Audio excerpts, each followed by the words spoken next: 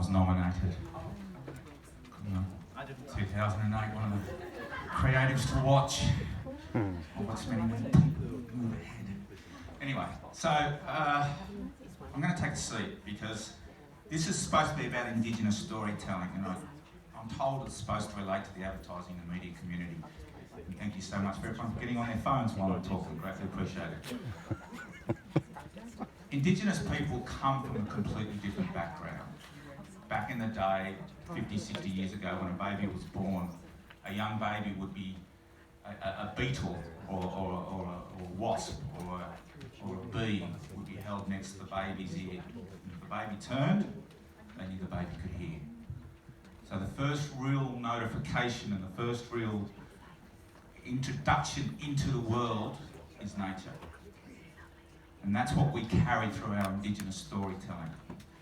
It's passed on through ages, and it's passed on through the campfire, and it's respect through elders, and it's respect through talking.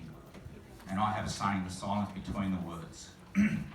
What's happened in the last 30 years, well, in the last 15 years, is everyone's come up with this word diversity, and everyone's come up with this wonderful thing called, we're diverse.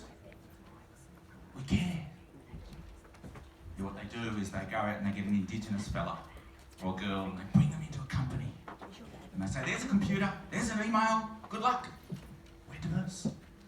So today I'm going to talk about a little bit about what I experienced, what some of the Indigenous people that I know experienced. It's the struggles I've had, the struggles I still have, and as a creative, how I want my voice to get out, and I want to be heard, and I don't know how to do it some days, because I'm told to put something in the diary, put an agenda in the diary. I don't even know how to use the diary. Okay? Let's all do a work in progress meeting. Yay. What do I do? So that by the time I have that passion, and by the time I have that creative idea, and by the time I have that inspiration, it's gone. So, yep, that's me. A little bit about me. I set up the first Indigenous Award School scholarships this year, and I'm pleased to say that we've got 3 kids graduating from award school in June and July. That's my gran, my dear old gran. She's dead now, but she's an Indigenous lady from down south, from Wollongong. She was adopted into a white family. She was, we don't really know, but she was raped by a railway worker on the rails down in Wollongong and brought into the family and ended up living in a shack down in Wollongong and left a pretty confronting note when she died, and that started me on my journey and explained a lot of things. So, do I have a clicker? Does someone click for me? So, my thoughts on the ad game. We have become exceptionally insular. Let's hire the same people. We've become exceptionally reactionary. I'm sure everyone in this room has been on the floor when an ad's gone pear-shaped and everyone's jumped. And everyone's gone, we've got a brief, we've got to get on it. I'll send out an email. We've become exceptionally quiet. The hardest thing I face, and as an Indigenous creative, is walking to a so-called ad agency full of creative people, yet everyone's on their headphone. When we were brought up to talk, when we were brought up to communicate, when we were brought up to listen to between the words, between the silences. We've become incredibly homogenised and we've become incredibly status-driven. I have no idea what half these words and acronyms mean. I don't know what a GAT is. I don't actually care, but I know they tell me what to do. I don't know what an I know what an AD is. Usually they're English and they wear a nice shirt. I can't understand half that Cockney language. We've become incredibly status-driven. I don't know why, because don't we all want to do the same work? Don't we all want to do good work? What does it matter whether you're an AD or a junior creative or a junior producer? Your thoughts are just as good as the next person. Let them be heard, regardless of whether they're Indigenous or not. My clicker work? Can I please get my clicker to work, please? For agencies learn to survive, and now all I've heard today, the recurring thing is how do we move forward? What's happening? Money's drying up, this, that, there's problems, blah, blah, blah, blah, blah. One thing needs to happen, in my opinion, and that is, where's my guy operating the thing? Cultures must clash, okay? I use those deliberate words. The cultures have to clash. There is no point opening up your doors to a different culture, particularly an Indigenous culture, and saying, we welcome you, and then not having a yarn to them during the day, not pulling them aside saying, tell us your story. Tell us what makes you you. So I'm not saying they must clash in an argumentative way. You must be prepared to have everything you do as creatives and as people confronted. We will never achieve true diversity and connection with our Indigenous brothers and sisters by opening the door and saying, we welcome you. Rah, let's do a cake. We must be prepared to challenge our thoughts, our beliefs, our way of working. We must be prepared to look within ourselves. We must be prepared to reverse our assumptions. Unfortunately, we live in a society where media portrays Indigenous people as broke, poor, drunk, stupid, uneducated. It's not the case. Okay? There are some incredibly, and I work with one of the guys who's taught me very quickly. He's a lot younger than me, Jake Thompson. He's taught me about working in both worlds, and it's incredibly difficult for someone like me. We must be prepared to reverse our assumption, our associated barriers. I'm not going to give you a whole sociological talk. We must be prepared to have everything we have valued questioned. Do we value our status more than the work? Do we value the client more than the work?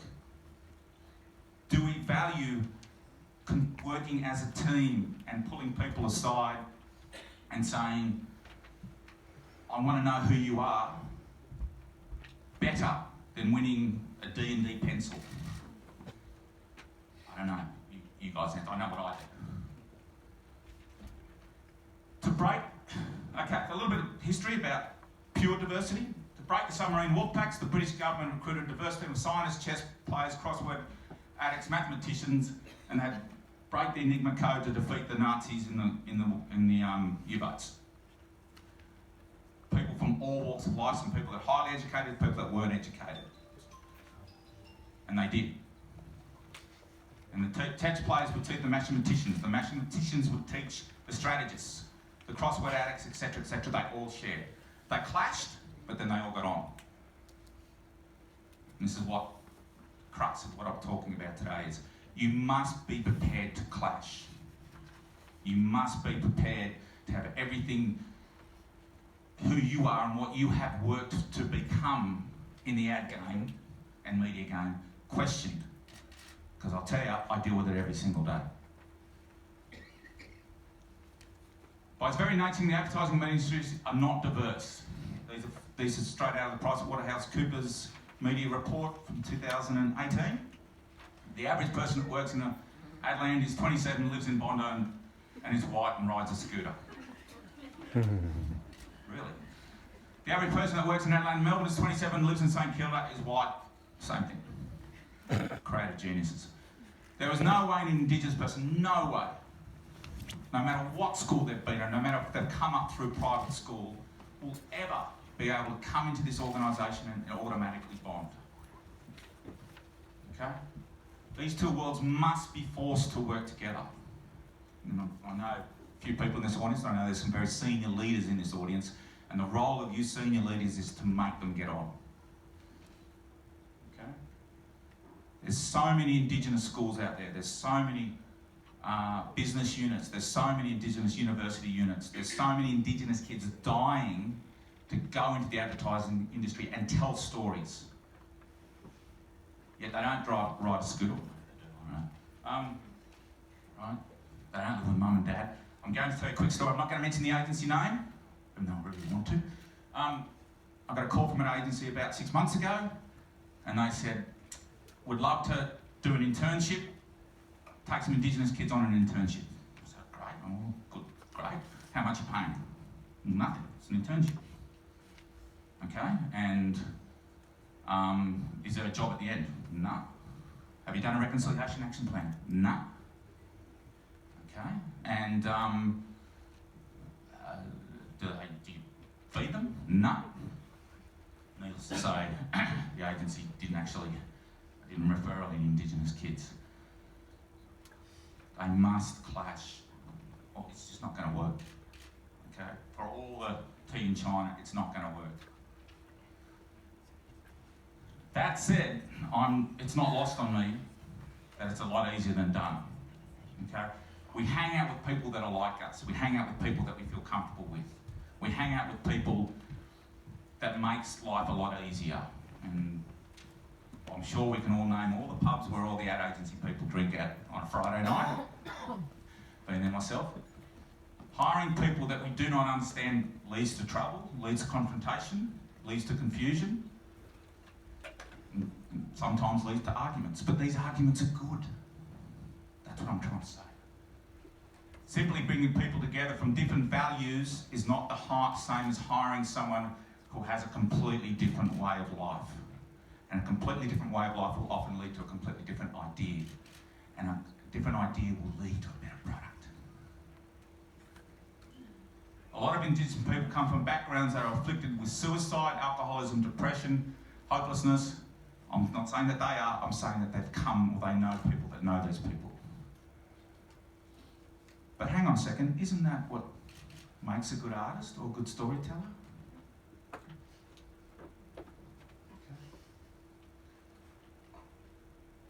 Reaching out and working with Indigenous storytellers, people, cannot be done in a safe, controlled way. And I know there's some HR people in the meeting and they're going to go, oh, but we need to set up some environments, and you do.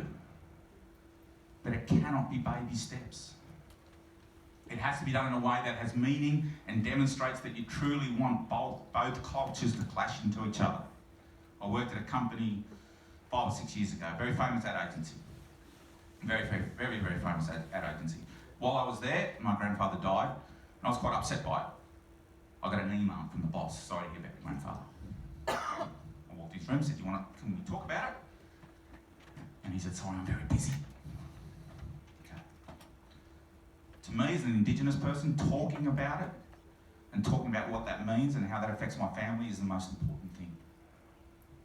And I know everyone's busy. It's not lost on me how busy you get and how we get stuck into our screens and how we look at briefs and how we get client feedback. But it's your job as leaders to allow that to happen. Okay? We've all heard the phrase, it's not just the right fit culturally, I'm sure. Hands up whoever's ever been told that. You just don't fit culturally. Okay? It's the worst phrase in any industry ever. What it says is, sorry, we are not going to change the way that we work to accommodate for you who are a little bit different. This is our culture, this is your culture, we are not going to change. Okay? It's absolving anyone from any responsibility. It's absolute bullshit. I think I've been told 15 times in my career, I'm not the right culture fit. I don't know what the right culture fit is. So you're going to leave here today full of inspiration, you're going to leave here today full of ideas. Hopefully you're going to leave here today thinking, I want to make a difference. You're going to go back to your desks and you're going to get a brief and you're going to jump on that brief because that's your job. Okay? And you might say, you know what, I want to hire an Indigenous person. And you might reach out to someone and that person might put you in touch with someone else and might put you in touch with someone else. But then you're going to get busy again. And you're going to go to the HR manager, we need to hire Indigenous people.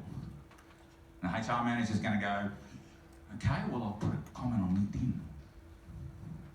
And they'll ask my friends if they can refer. And they'll offer a referral fee. But it just keeps perpetuating because it doesn't go outside the circle.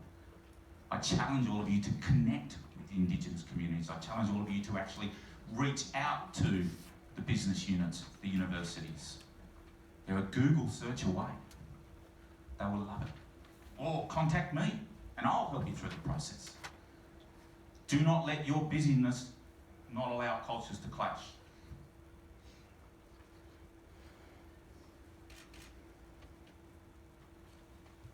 The most important thing Indigenous creative people want to do is tell stories. If you don't allow the environment for them to tell the story, then you're not going to get a story. Okay? Don't forget this, what I said at the start about the listening to the bee. It's kind of, we're oral people. We like to hear, we like to talk, we like to see expression on people's faces. It's only when this happens that I think the ad agency will really start connecting with Indigenous storytellers. Thank you. Yay! Woo. Questions? I don't have questions. No, I don't have questions. Thank you.